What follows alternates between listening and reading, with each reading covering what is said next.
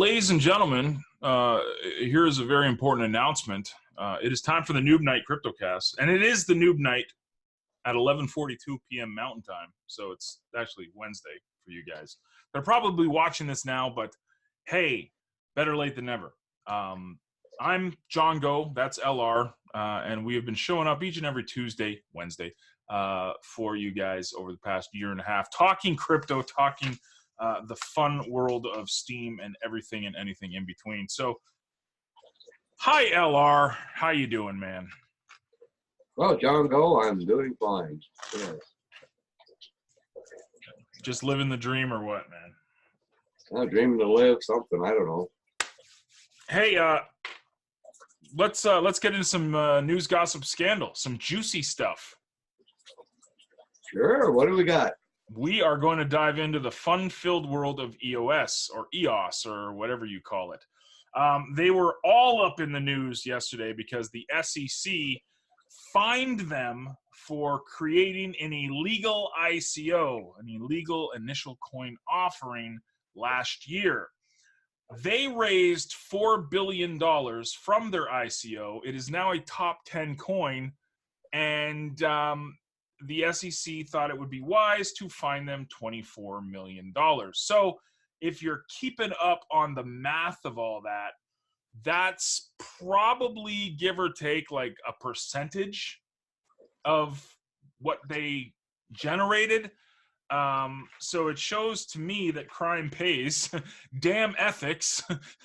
Who needs ethics when you can just go and raise $4 billion and then get slapped on the wrist for $24 million? Anywho, interesting to read all of the fallout from this. I'm not a big EOS guy. I know it's very attached to STEAM in a lot of ways, but I don't keep up on what it does, what it doesn't do.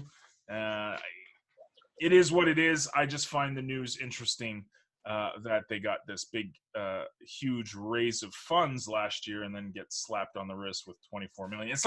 It's like when these professional athletes get fined like $5 grand or $25 grand for their actions. Meanwhile, their annual salaries are like $25 million. It's like, does this teach anybody anything? Like, I don't know. I mean, it doesn't affect me as an EOS holder or anything because I don't know. What do you think, man? Well, kind of like what you said, it's when a football player throws a football into the stands, it's a $5,000 fine. If he just ran a 50-yard touchdown, in the last 2 seconds of the game and won, he probably is going to make a $150,000 bonus. Yeah. So, yeah, that's not really teaching them a whole lot. So, now, obviously, there'll be other repercussions down the road from an SEC ruling, but overall, I mean, they're probably just, sitting around, having drink, going, eh. Exactly, but see, to me, it almost sounds like a backdoor deal type thing, like a backroom deal. Excuse me, backdoor deal, where it's like it was a settlement. It's like, okay, you did wrong. Let's just, figure something out that we can fine you that doesn't destroy you. That's what it seems like. I mean, I don't know. Again, this is the legalities that are the crypto world. I have no idea, but it's news, man. And it's like, did it teach anybody anything? I know a lot of ICOs died because of whatever, but EOS and EOS, that's a big coin, man. That's a top 10 coin. So I don't know enough to comment on what it's gonna do to it, but it would be nice to see these tokens that never relied on ICOs for raising funds to be talked about more, which I'll talk about in a minute here. But yeah. Well, ICOs were sexy. They were. Yeah. That's old hat now. Everybody knows you can't do an ICO anymore. So yeah, now it's IEOs. IEO, yeah. Yeah. I mean, that's a huge difference there. I know. That's three letters away. Exchange offering, not coin offering.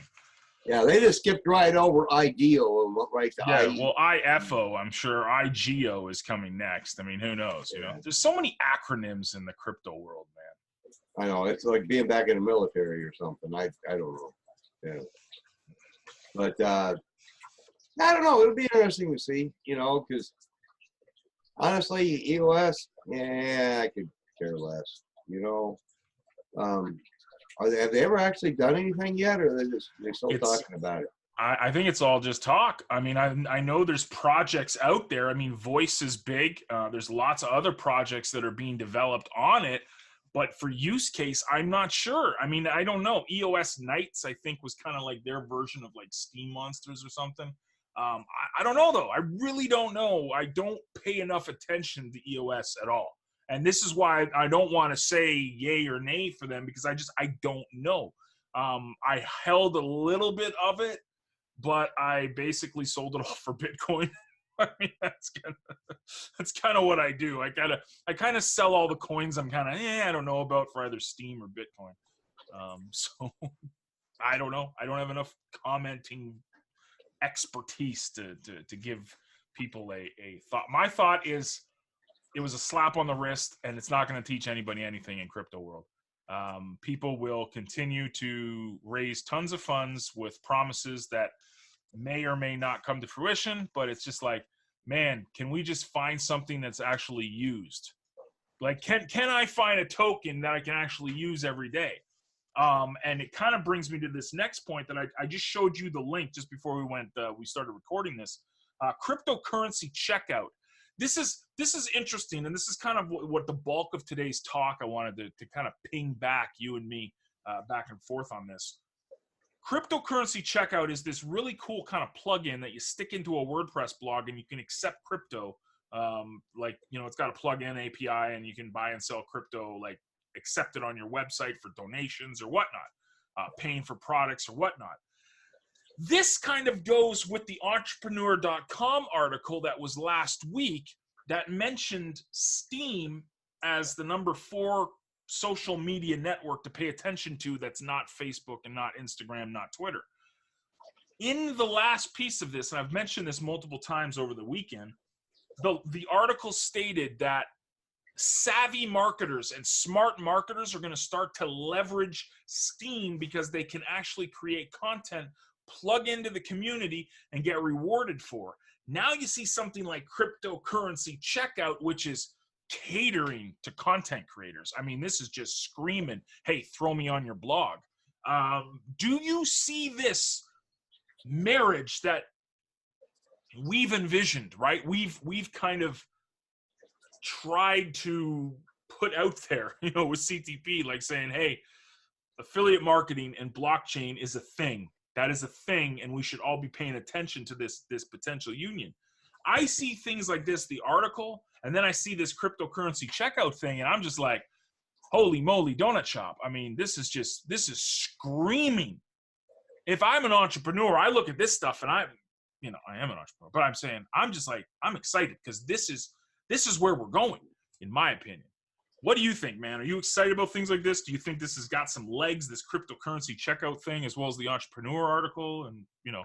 Well, Square, you've been able to take crypto with Square for over a year. You know, and there's been several other ones out there, but they just never caught on. Right. Nothing is went mainstream yet, really. I mean, Square is the third largest checkout processor in the United States right now, and they can't get right. Well, what can you use on Square? You can only get Bitcoin, right? Or can you get a bunch? They keep expanding. I think there's 8 or 10 of them now. Okay, so it's not just Bitcoin. No, you can get more than Bitcoin now. Because this is the problem with Bitcoin is the speed of it all. It depends Colorado, on where you are. I can only do Bitcoin in Colorado. Right. For state regulations. But what is the regulations going on in the States for this stuff, man? Because it's like it's all confusing. You know, Texas, you can't. Well, like this that checkout thing, you probably couldn't use it in Texas because they got their own rules. You know, Massachusetts, they're a little bit weird on crypto too. So, that's one of the great things about the United States is that it's basically 50 little groups of people all saying, I want it my way. Did I ever tell you my Massachusetts experience? Like, because I used to co-own a company that was based out of New England. And did I ever tell you the story about when me and a couple of my coworkers went into a bar right by Fenway Park in Boston? This has got nothing to do with crypto, but it's hilarious. Parked the car by the bar? Yeah, we parked the car by the bar. It wasn't too far. Oh, wicked piss ah. Yeah, so I love New England. Can't stand the Patriots, but I love New England. So we're going in the bar, and I'm, like, I'm not a young guy. Like, I'm young to an extent, but back then I'm like 35, 36. So, like, it's not like you look at me and go, oh, you're under 21, right? So we go to the bar, and literally the guy stopped me and said, can I see your ID? So I'm like, sure. I pull out my ID. It's a Canadian driver's license, whatever. He's like, I kid you not, Rich. You're not allowed in here unless you have a passport. I had to show him a passport to get in to this sports bar. It was a sports bar too. It wasn't like some, yeah, your passport. Yeah. That's what I had to show. And I didn't have it on me because why would you carry your passport on you when you're like America and Canada are pretty close. I don't think you need to walk around with your passport in America. But I literally couldn't get into this bar because I didn't have a passport. Anyways, that's completely random. It's just, it reminded me of when you started saying the crazy laws of Massachusetts. That was actually. That's a little weird. Yeah. Yeah. Here, every bar cards everybody. Yeah, carding is fine, but the fact that I even had my driver's license, but he's like, no, you need your passport. Like, really? Like, you see, here's my ID. Like, I'm 36 years old, man. It's not like I'm trying to get into a bar to drink a beer because it's cool. Like, it's just, we're going to have a drink. I mean, And that might have also just been a guy that was in, but you never know. Yeah, that's word of the day is Massachusetts, and you get an extra bonus point if you spell it right. That's what I was gonna say. Yeah, that was gonna just how to spell it. Yeah. If you include the word Massachusetts inside of a comment below, let us know that you're actually watching this and taking part. I'll send you 2 SBI instead of 1 because you get 1 for trying to spell it right, and then you get the second one for actually spelling it right. So Google is probably going to get hit a lot tonight. Yeah, Google's going to get hit a few times, man. Yeah. How the hell do you spell Massachusetts? I couldn't even tell you. I mean, I know how to spell Mississippi because I said it enough times as a child. But anywho, but yeah, man. I mean, again, going back to this point, I see this stuff and I'm just like, dude. And it's something I mentioned the other day. I'm reading this really cool book. It's called Do Business Better. Damien, I forget the guy's last name. His first name's Damien that's writing this. And one of the points he made I thought was spectacular. And I thought it was really, really important. And I mentioned this in a blog post earlier, that opportunity doesn't dry up. It just changes kind of where it's at. You know what I mean? So it's not like affiliate marketers got bombarded with all the PayPal drama and then all the money just dried up. It's not like money disappeared. Money just changed hands.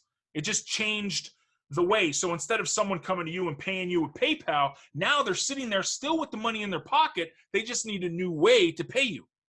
And this, to me, is opportunity. This is cryptocurrency. This is catering to a huge potential market of people that didn't lose money.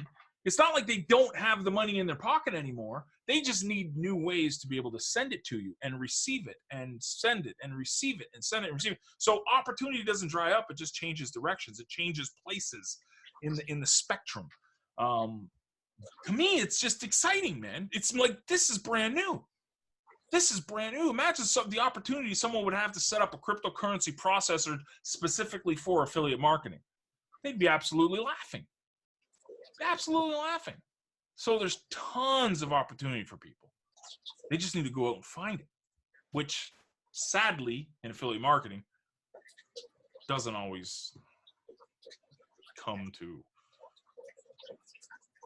fruition. that's the word I'm looking for. Yes.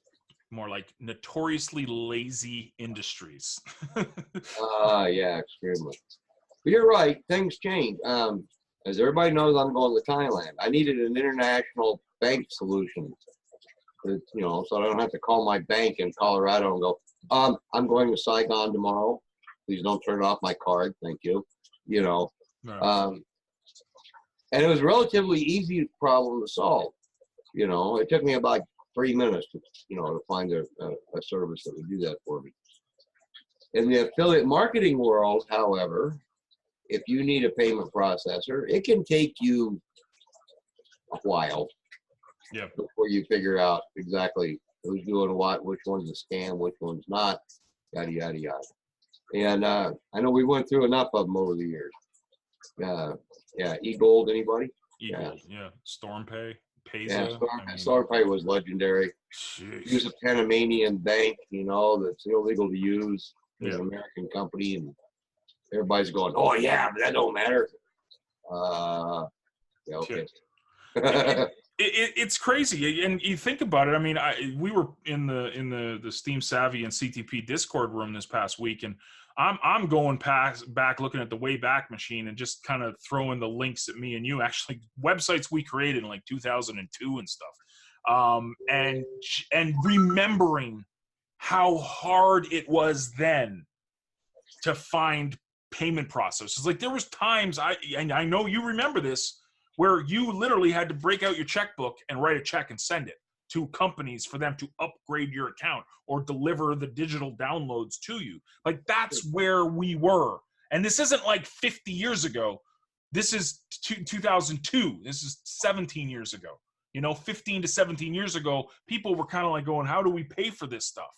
So we've gone through the maturing and the destruction that is PayPal, but now you have this new opportunity in front of us with crypto. And yeah, it's going to be the Wild West for a lot of this, because it's going to be like, what's legal in this state compared to this state? And I'm just talking America. Like generally, globally, crypto's accepted. America kind of has these kind of different states, different rules thing. But once someone figures it out, I mean, Coinbase is doing a pretty good job. Once people figure this stuff out, this will be second nature. And this is why I want to stress the importance of this marriage, this union of blockchain and affiliate marketing, because we've seen this before. We've seen this before pre-PayPal. Like Rich said, eGold. This has been here before. This has been a thing. So get into it, folks. I mean, just get ready. Get into crypto, learn about it. You're gonna love it. You're gonna love it, and there's big opportunities for everybody. I truly believe that. Well, it's the really cool thing is okay, like you're in Canada. Yeah. So you're dealing them funny dollars up there, them loonies. Yeah, monopoly money. Yeah, loonies and toonies. Loonies, toonies, and multicolored monies. Yes, sir. Yes, and but everything's based on the U.S. dollar, basically globally. Yeah. So then you have to convert. For you, it works out very well because you're getting paid more from the fact that the Canadian dollar is lower than the U.S. dollar. I got it. Yeah. But that isn't always the case. And in crypto, Bitcoin is Bitcoin. Right. It's worth X amount of dollars. I don't give a flying fig where you are in the world. It's Bitcoin. Right. Yep. Or an Ethereum or an EOS. And EOS, yes. An EOS. An EOS. EOS. I say. But that's something I'm looking at too, because as I'm traveling around, to avoid the complications of U.S. dollars to Thai baht, to Korean won, to the blah blah blah blah blah. Yeah. ATM, STEEM, ETH, whatever. Right. In a card, walk away. That's a beautiful thing to me, because then it takes away that, like, this is the thing. It's one of the big benefits of crypto, and it's something that a lot of people, when crypto first started, it used to be a really big topic, but it's kind of gone away to the wayside. And to me, it's the getting rid of the borders. So you can take a card, if you get a crypto card and you have crypto loaded on it, and you can go to any ATM in the world, and that crypto is worth the exact same no matter where you're at. Right. And that is powerful. To me, that's opportunity. And I mean, I all the European guys, they got the Wirex card and stuff like that. They like, you should have saw STEAM Fest last year. Like, they're all walking around with their Wirex card loaded up with crypto, and they're just ATM wherever. You know, I'm sitting there with my, you know, my Canadian debit card going, I can't use any of this cool stuff. Yeah, man, it's exciting. I got to give a shout out too, to the brand new, this is not a new, this is the 2018 Silver Round. The STEAM Silver and Gold community has released their 2019. They've sold over 500 of them already. They're trying to get to like 1,500. Like, they got their minimum, so everything's going to be printed. It's fine, but these are awesome, man. I got my 2018. I'm still, if anybody has a 2017 and they want to sell, let me know, because I want to buy it. I'd love to buy 2017, but I've already put my order in for 2019.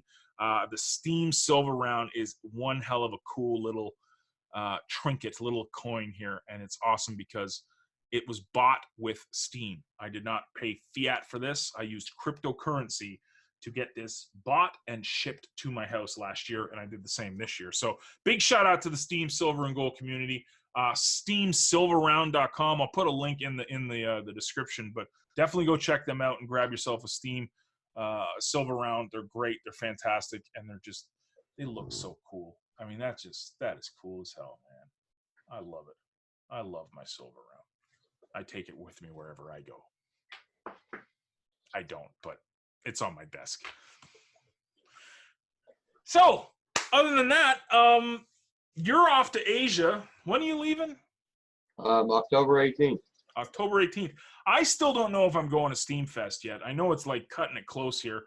Someone's got to convince me, man. Someone's got to tell me that it's worth, because it costs me thousands of dollars to get over there. I don't know. I love Steam. I love Steam Fest. Just Asia is just this other planet to me, man. It's just that is the other side of the universe to me. And I'm not trying to make excuses, but that's a whole lot of money to spend, and a whole lot of begging and pleading with my wife and the 2 kids that are under 2 years old to, hey, daddy's gone for a week. I mean, that's a tough sell, but I haven't decided yet. So I'm on the fringe. I know what Steam Fest is and how awesome it is. It's an amazing event. So who knows? But I know you're going to be out there in Bangkok around that time too. So right, yeah, I'll be in Phuket. I'm the 19th, and off Patong on the island of Phuket, Thailand, and I'll be there. And then I'm going to fly to Bangkok on the 1st, and I'll be in Bangkok for 9 days. Yeah. And then I might go to that island thing that they're doing. I haven't decided yet. Yeah. After Steam Fest, everybody's getting together, rolling, and a bunch of them going to, I can't think of the name of the island now. It's some island. Yeah, it does look cool. I'd love to go just for that, but it's just, man, that is a whole lot of money to spend to get to get there. First of all, it's not cheap in Canada to get there. So that's no excuse though. If I get the vibe that I need to go, I will be there. But I'm glad you're going out there. So there's a whole bunch of people going though, so it'll be a ton of fun for Steam Fest too. So yeah, I'm there for 4 months, so it'll be interesting. Vietnam for a little while, and then I don't know where else, wherever I decide to go. I'm seriously considering Paris for New Year's Eve. You do know that Paris is nowhere near Asia, right? Like yeah, it's 9.5 hour flight. Yeah, just making sure you know that, just because Americans tend to think of the globe on anything outside of the States is close. Well, it is, considering that I could, it's about the same amount of miles as going from Portland to Dallas, Texas. So And so, yeah. Cool, man. I'll let everybody know if I'm out there. I know the D Daily guys are setting up the D Daily Mansion, so that should be legendary in itself. But thank you guys for watching. Remember the word of the day, Massachusetts. You put it in a comment, and you get 2 STEAM basic income units. But only if you spell it right. Only if you spell it right. And yeah. I'll Google it to make sure. On behalf of LR, I'm John Go. Get out there, guys. Get out there and dive into this crypto stuff. Poke around, ask questions, discover it for yourself, and see what it can bring to your business and everything you're doing online. Have a great week. I look forward to reading your comments below. And thanks for coming, LR. Well, of course. That's all for now.